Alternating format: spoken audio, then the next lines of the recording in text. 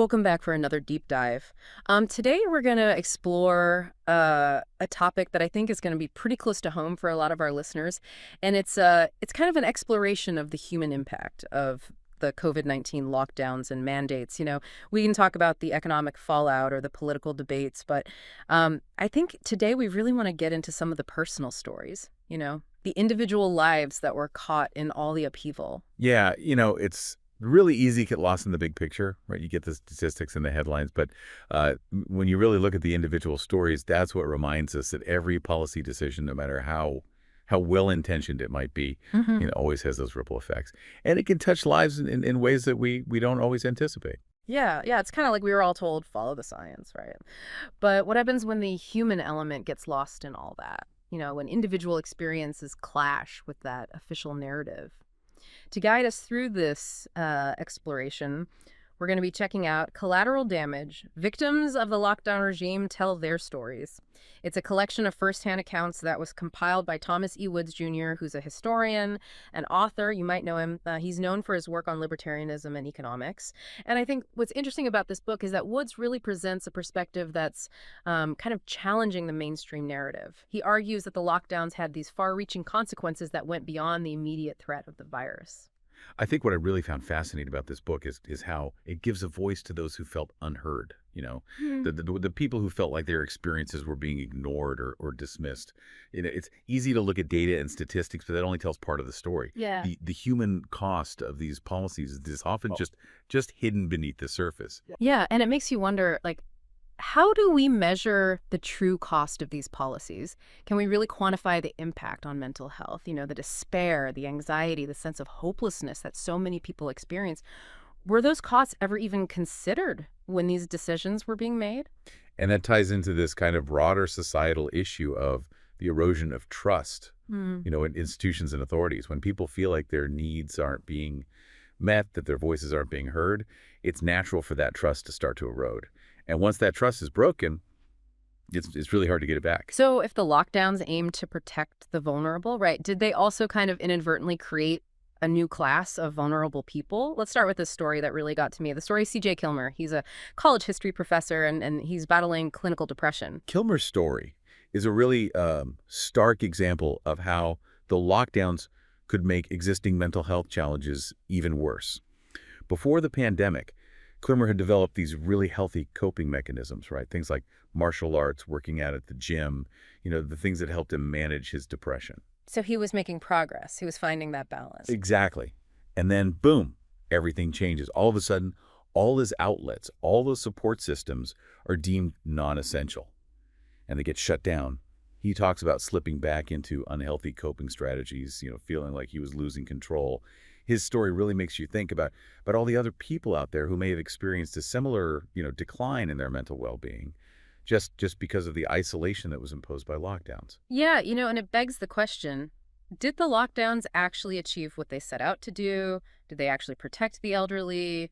Or did they cause more unintended harm? There's a story in the book about an elderly grandmother who was isolated in an assisted living facility. Imagine being 93 years old. And you're basically confined to your room. You can't see your family. You can't touch your loved ones. All because of these restrictions that are supposed to be there to protect you. The family in this story was so torn. They wanted to protect their grandmother from the virus, but they also watched as her mental and emotional state just deteriorated because of the isolation. Yeah, that's rough. Talk about a rock and a hard place. Right. And they missed out on all these milestones, precious moments. Yeah. And they felt like they couldn't do anything about it. Yeah, it makes you think about the ethical questions, too. How do you balance individual rights with the collective good? Who decides what level of risk is acceptable, right? Okay, so let's shift gears a little bit. Let's talk about Clifton Duncan. He was a really successful Broadway actor who actually lost his career because of the vaccine mandates. Yeah, Duncan's story, it's about the clash between personal principles and societal pressures. This was a guy who was living his dream, and then all of a sudden, he's got to make this impossible choice. Does he compromise his beliefs, get vaccinated, and keep his career? Or does he stay true to his convictions and risk losing it all? It really makes you think about what happens when what we choose to do clashes with what society as a whole says is acceptable or necessary. Yeah. And in the end, Duncan, He chose to stand by his principles, even though it meant walking away from the career he loved. He ended up working as a waiter. He's struggling to pay off his student loans just to make ends meet. And, it's a powerful reminder that there are real-world consequences for those who dissent, for those who choose to go against the grain. It's a powerful story. It really is. But the impact wasn't just limited to adults. This next one is, it's a little disturbing. It's about a 9-year-old boy in Toronto. I think this story really shows how the fear and anxiety that was all around, how it even crept into the most innocent parts of life. Imagine being 9 years old and having to have silent lunches. I mean, constantly being like monitored by this lunch monitor. Wait, silent lunches? Yeah, Uh, it's kind of absurd, right? And the author really talks about how there's like no scientific reason for these kinds of measures. I mean, that just seems crazy. Yeah, it's like they threw out common sense and basic human decency all in the name of safety. For parents listening, I bet this really hits close to home. I mean, how did all this impact our kids? Their social skills, how they developed, their mental well-being. Were we so worried about a virus that we forgot about, all the other things that are important for kids to have a normal childhood? Okay, so let's talk about Michaela Madera Miller. She shares this story about a friend whose marriage actually fell apart because they disagreed about the COVID precautions. It's a reminder that the pandemic really messed with our relationships and our social connections, right? All the anxieties that were already there just got magnified.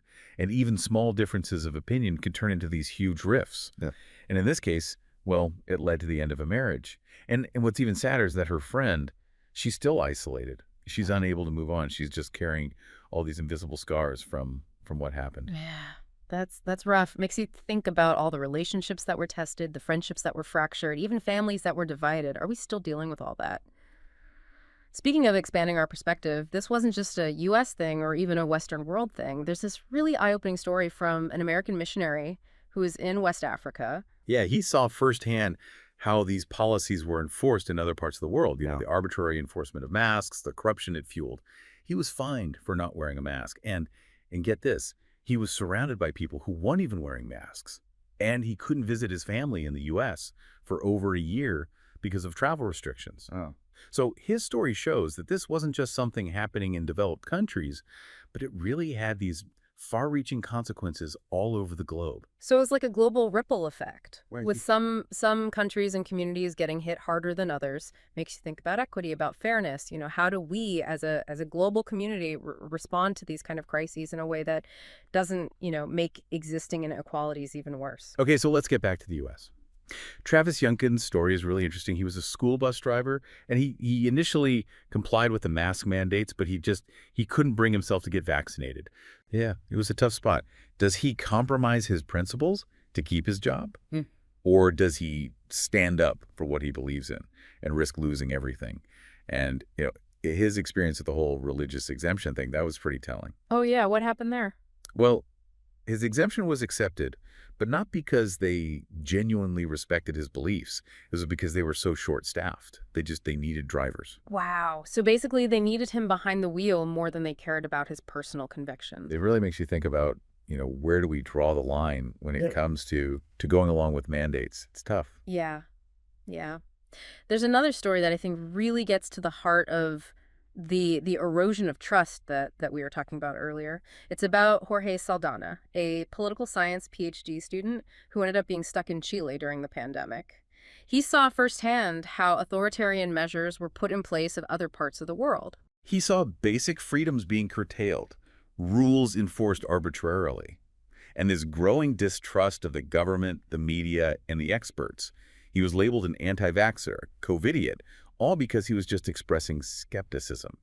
And being separated from his wife for so long, that put a huge strain on their relationship. It's a reminder that these policies weren't just political decisions, right? They had these real-world consequences for people. And sometimes those consequences were devastating. It's like, on one hand, the goal is to protect public health, but on the other hand, you have all this collateral damage, these human costs that often get ignored.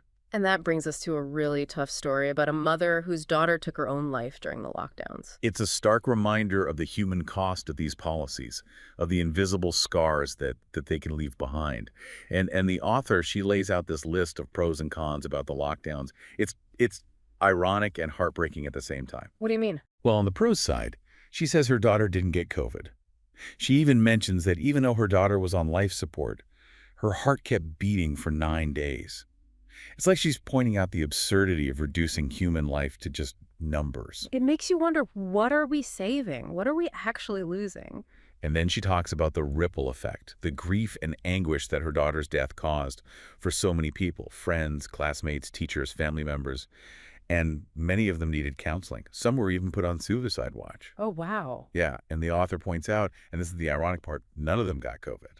That's really heavy. It's like we were so focused on one threat that we completely missed the bigger picture. All the collateral damage, all the suffering that was happening. The author ends with a letter to Dr. Fauci. She talks about the Hippocratic Oath, do no harm, and how that doesn't seem to square with what happened. And it's a question that I think deserves some serious thought. How could someone who's supposed to be a healer advocate for policies that cause so much pain? And that leads us to another story.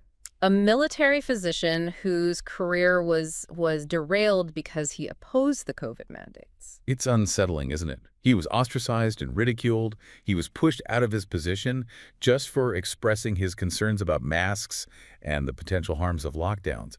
And what's even more disturbing is that he was actually right about a lot of it. He pointed out how the lockdowns were negatively impacting mental health, especially among young service members.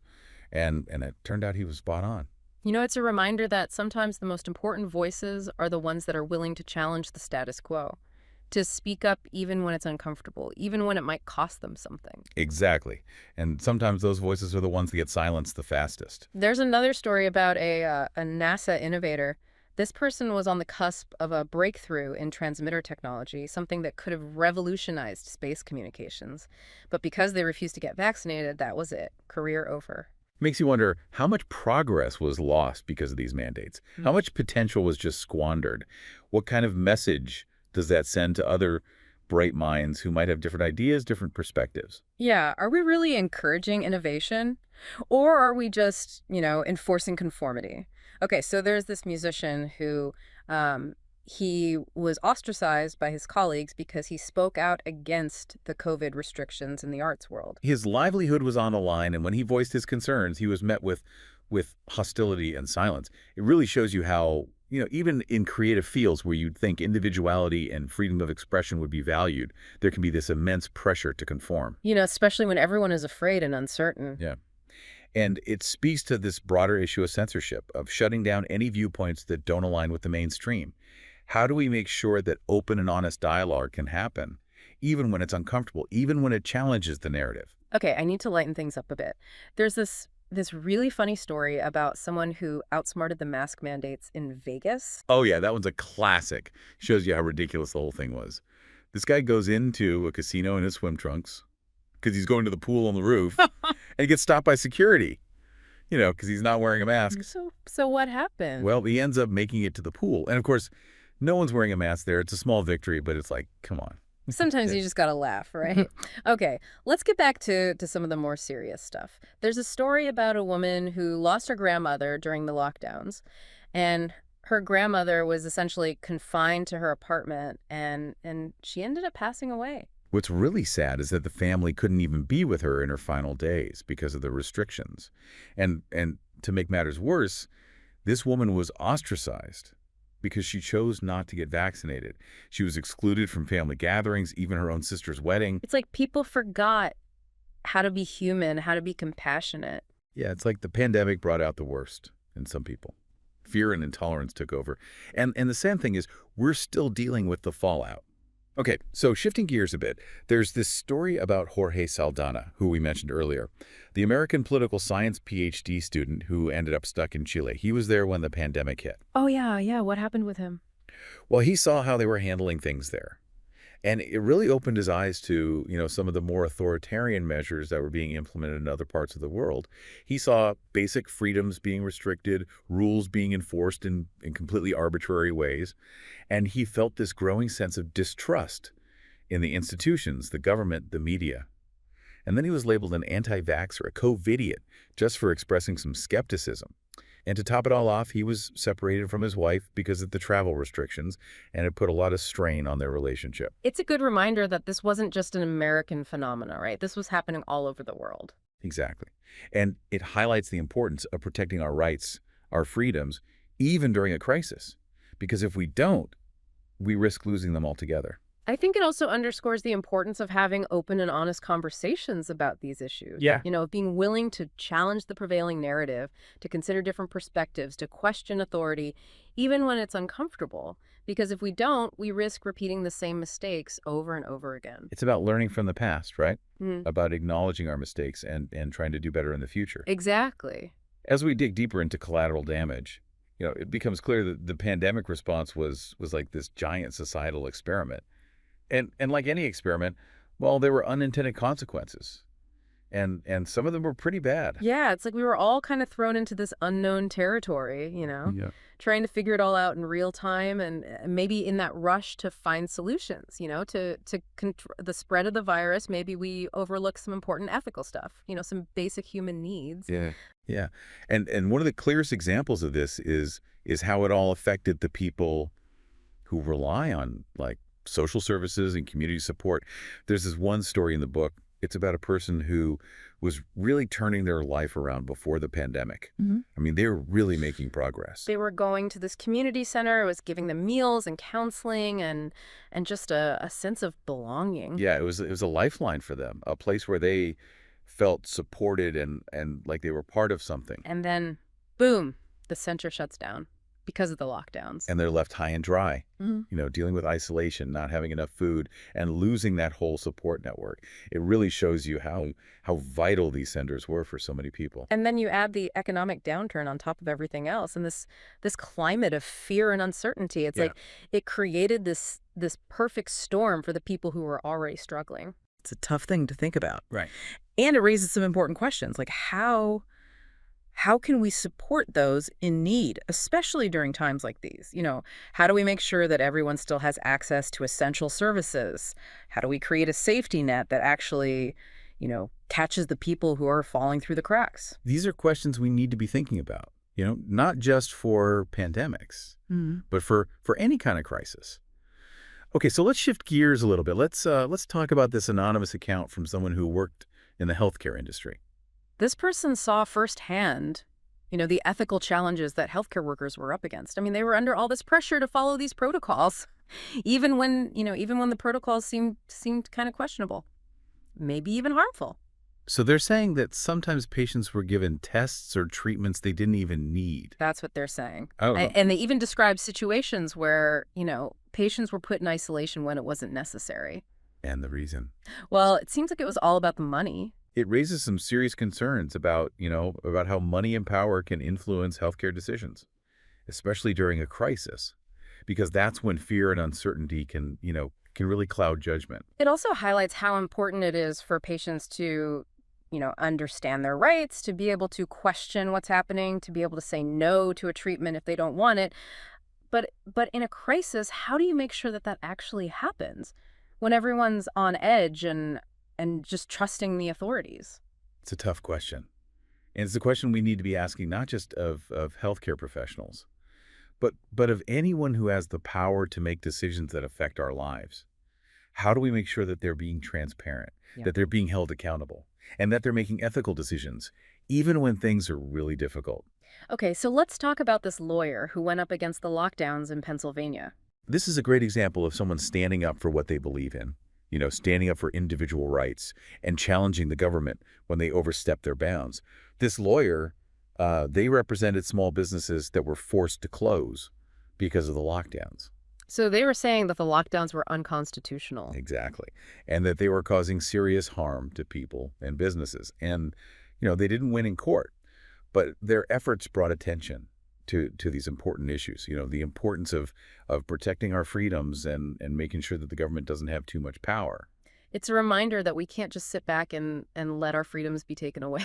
We have to be willing to fight for them, even when it's an uphill battle. And sometimes even losing a battle can inspire others to join the fight, to keep pushing for change. Okay, so there's another story that I think is really important to talk about. It's about the impact of the lockdowns on people who were struggling with addiction. Yeah, this story really stuck with me. This person found themselves turning to alcohol to cope with the isolation and all the uncertainty. And it really highlights the mental and emotional toll that the lockdowns took on so many people. This person, they felt trapped, they felt hopeless, their routines were all disrupted, they were cut off from their support systems, and it just made their addiction worse. It's like the lockdowns created this pressure cooker, where all these underlying vulnerabilities just got amplified. It's a reminder that mental health is so important and that we need to be compassionate and understanding, especially towards those who are, battling addiction. It's also a reminder that sometimes our solutions can create more problems than they solve. Yeah. It's like we try to fix one thing and then we accidentally break something else. Okay, so let's hear about this anonymous account from someone who experienced the COVID restrictions in Japan. This story gives you a really interesting look at how different cultures responded to the pandemic. Yeah. In Japan, there's a big emphasis on following the rules, on social responsibility. So what was it like there? Well, imagine being forced to quarantine in a hotel, with all these strict rules and people constantly watching you. That's intense. Yeah, it's very different from how things were handled in a lot of Western countries. Mm. And it makes you think about, what works in one culture might not work in another. Oh. We have to be sensitive to those differences. Absolutely. So what else did this person have to say about their experience in Japan? Well, they also noticed a difference in the overall mood. It seemed like the Japanese people were more accepting of the restrictions, like it was just something they had to do for the greater good. But in the U.S., there was a lot more fear and division, and it kind of lingered, even after the worst of it was over. It's fascinating, isn't it, how culture can shape the way we react to these kind of global events. Okay, so let's talk about this family who faced a lot of backlash because they decided not to get vaccinated. This story really shows you how intense the social pressure was. A lot of people who chose not to get vaccinated, they were ostracized, especially in communities where getting vaccinated became like this symbol of being a good person. Dude, this family, they were excluded from gatherings and stuff. Yeah. And some of them were even treated badly by their own friends and family. It's sad to see how quickly people turned against each other. It was like all of a sudden you're not on the same team anymore just because you made a different choice. And it shows you how powerful fear can be. When people are afraid, they're more easily manipulated. They're more likely to just go along with the crowd. And they're more likely to, turn on the people who don't agree with them. It's a good reminder that we need to, think for ourselves, question what we're being told, and not just blindly follow the crowd, especially when it comes to issues that are, they're really emotionally charged. Okay, so let's switch gears a bit. There's this person who is totally against masks at first, but then after the pandemic, they started wearing one all the time. It's a really interesting perspective. It shows you how the pandemic messed with our heads a little bit, how it changed the way we think about safety and risk. This person, they became really sensitive to smells, to fragrances. And so even after the mandates were gone, they kept wearing a mask. It was a way to protect themselves. It's like the fear kind of stuck with them. Yeah. And just highlights the need for understanding and compassion. Everyone went through this pandemic differently. And some people are still, dealing with the emotional and psychological effects. We have to be sensitive to that. Well said. So there's another story that I think is really important to talk about. It's about this special education teacher who developed tinnitus after getting the COVID vaccine. This one is really disturbing because it shows you that even medical treatments that are widely accepted, that are pushed on everyone, they can still have unintended consequences. And sometimes those consequences can be really bad. It makes you think twice about any medical decision. You really have to weigh the risks and the benefits carefully. Exactly. And it's a reminder that everyone's different. What works for one person might not work for another. And we're still learning about the long-term effects of the vaccines. There are still a lot of unknowns. Right. And I think it's crucial to be honest about that, to keep doing research and to make sure that people have, accurate information so they can make informed decisions about their own health. So let's talk about this woman who has trigeminal neuralgia. It's a condition that makes wearing a mask incredibly painful. Yeah, her story is a reminder that not everyone can wear a mask.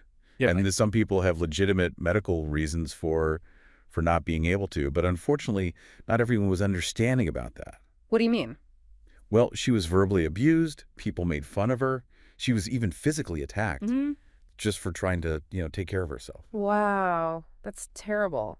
It really shows you how fear and intolerance can bring out the worst in people. It's a reminder that we need to, be more compassionate, more understanding, especially towards those who are different from us, who have different needs, different perspectives.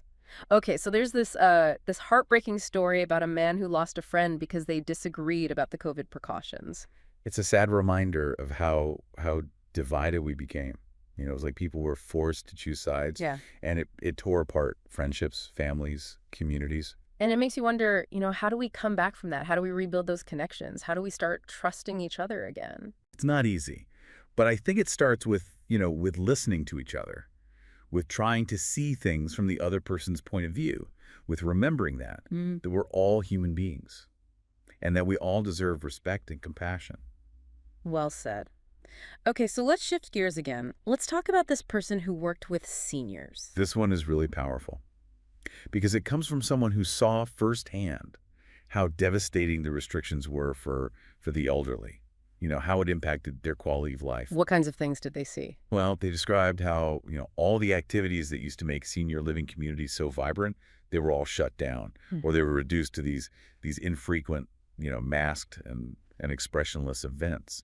And the residents, they had to eat their meals in their rooms out of these disposable containers. It's like they were stripped of their dignity. Yeah, it's really sad. And it had a big impact on the staff, too. They were dealing with staffing shortages, vaccine mandates, and this constant fear of the virus. It was a really tough environment to work in. It's a reminder that the pandemic didn't just affect the people who got sick, right? It affected everyone in different ways. Exactly. And it makes you think, did we do enough to protect the most vulnerable among us? Or did we actually make things worse for them? Those are tough questions. Okay, so there's this woman who she lost her father during the lockdowns, and she wasn't able to be with him when he died. That's one of the hardest things to imagine, not being able to say goodbye to a loved one. And her grief is so raw, so palpable.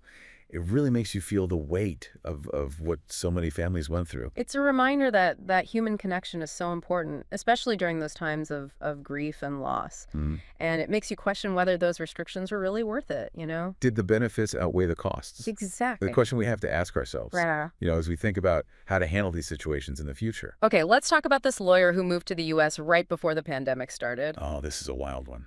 She was separated from her husband and her family because of the travel ban. I remember when they put that in place, it was chaos. Yeah. And she was stuck. She couldn't even get into her own country. And all because of her vaccination status. It really highlights how arbitrary those travel restrictions were and how much they messed things up for people who had, family in different countries. And it makes you think about, how easily our rights can be taken away and how important it is to fight back against that, to demand due process, to demand fairness. Because if we don't, it could happen again. Absolutely. Okay, so there's this essay in the book by Thithri Van Den. Yeah, this one is a real deep dive into the bigger picture of what happened. How the pandemic changed the balance of power and how it made it, normal to take away people's rights. So what are some of the key takeaways from this essay? Well, she talks about the role of international organizations and how dissenting voices were silenced and how we need to rebuild trust. Not just in institutions, but in each other. It's a call to action, isn't it? It is. It's a reminder that we have to stay engaged. We have to hold people accountable, and we have to learn from what happened so that we can create a better future. Okay, so let's talk about Travis Youngkin again, the school bus driver who had that moral dilemma about the vaccine mandates. His story is a good reminder that freedom isn't free. Right. Sometimes you have to be willing to pay a price for what you believe in. He followed the mask rules, but when it came to the vaccine, he couldn't do it. It went against his conscience. And the way they handled his religious exemption, it just shows you how messed up the whole system was. Yeah. They didn't really care about his beliefs. They just needed him to drive the bus. It's like principles. What principles? Right. And it raises this question, where do we draw the line? When do we say enough is enough? How do we balance our individual freedom with the demands of society? It's a tough one. There's no easy answer. Okay, let's hear about the person who experienced the COVID restrictions in Japan. This story gives you a really interesting look at how different cultures handled the pandemic. In Japan, There's a strong emphasis on following rules, on doing what's best for the group. So how did that play out during the pandemic? Well, they had these mandatory hotel quarantines Yeah. with strict rules and constant monitoring. It was very different from how things were in a lot of Western countries. It sounds pretty intense. It was. And it makes you think about, about the different ways that cultures approach risk and safety, and about how those cultural differences can really shape the way we respond to crises like this. It's a good reminder that there's no, one size fits all approach. What works in one place might not work in another, and we have to be sensitive to that. Exactly. Okay, so let's talk about this family who were basically ostracized because they decided not to get vaccinated. This story is a sad reminder of how divided we became, how easily people turned against each other. This family, they were excluded from social gatherings. They were even treated badly by their own friends and family. It's heartbreaking. It is. And it makes you think about, about the limits of tolerance, about the importance of critical thinking, and about the courage it takes to stand up for what you believe in, even when everyone else is against you. Okay, let's switch gears again. There's this person who was really against masks at first, but then after the pandemic, they found themselves wearing one all the time. This is an interesting one, right? It shows you how the pandemic really affected people psychologically. This person, they developed this sensitivity to fragrances. And so even after the mask mandates were lifted, they kept wearing a mask as a way to, protect themselves. It's like they developed this new anxiety, this new fear, and the mask became like a security blanket.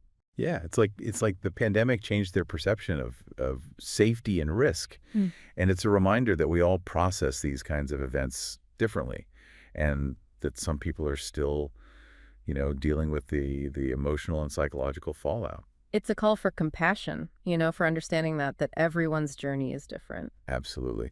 So as we wrap up this deep dive into collateral damage, I kind of feel like we've only scratched the surface. There are just so many stories, so many different angles, and so many questions that we could keep exploring. It's been a tough one, this deep dive. I mean, we've heard a lot of really difficult stories, but it's also been important, These stories, they're not just anecdotes. They're like pieces of a puzzle, They help us see the bigger picture. And I think it's really crucial to take the time to think about what happened, to learn from it, to make sure we don't make the same mistakes again. Yeah, definitely. And one of the things that keeps coming up, throughout all these stories is this idea of trust being broken.